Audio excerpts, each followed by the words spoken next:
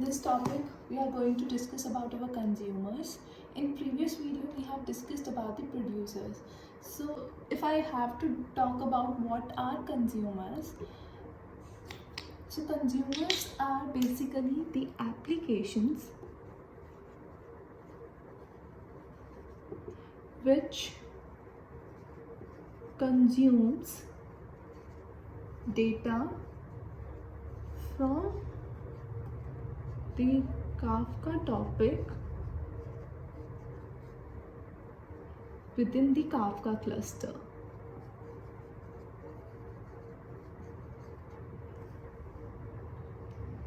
So consumers, as the name suggests, they are something which consumes things. Some things as in they are applications which consumes data from Kafka topic within the cluster. And how do they consume the data? So Kafka provides consumer APIs like Kafka provides producer API to send the message. Likewise, Kafka provides consumer APIs that we can use poll method from these API to consume the data from the topic. So Kafka has made really easy for us. We just need to use the methods and we can transmit the data into the topic and we can consume the data from the topic. So a consumer can like, if this is my Kafka topic, if this is my topic and this is my partitions and this is my consumer, so consumer can consume either from the Kafka topic or from the partitions. If the key is null, they will consume it from the topics, and if there is some key present, it will consume it from the particular partition. So now let's just understand the internal of Kafka consumers. Okay, so just if this is my topic demo and this is my partition,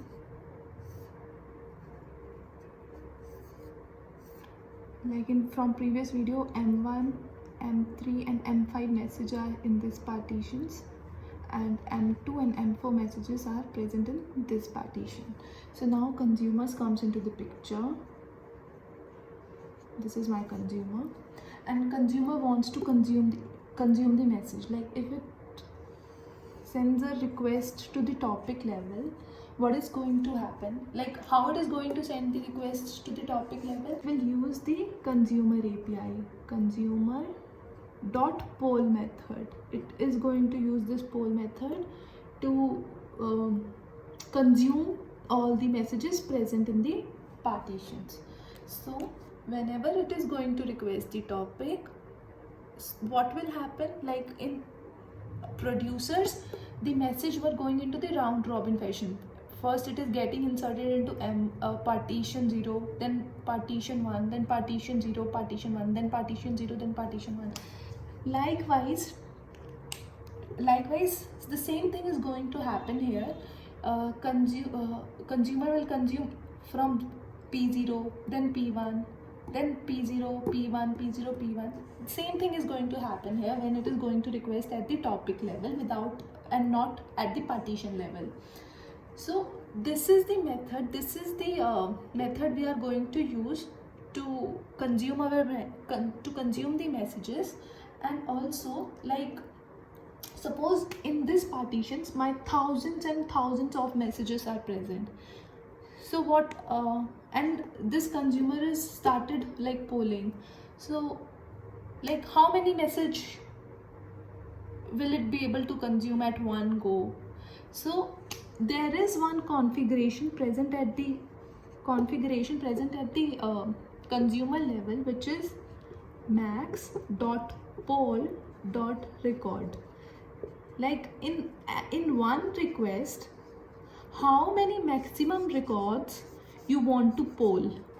Suppose I want to poll 100 records in one request. So if there are 100 records in one go, it will poll all the 100 messages. But if there are less than 100 records, like in our case, it will poll all those records in one go, like 3 records it will get. right now. If it is polling, partition 0, and if it is like combine from both, it will get total 5 records. Now suppose a scenario, these many records consumer has gotten now. Consumer has started processing the records. It has processed this record, it has processed this record. Now some failure happens and consumer stopped working. Now after some time consumer regains its work, and again all the data, previous data got lost, and now consumer regains again, and it has nothing with it, it has no data with it, so it polled again.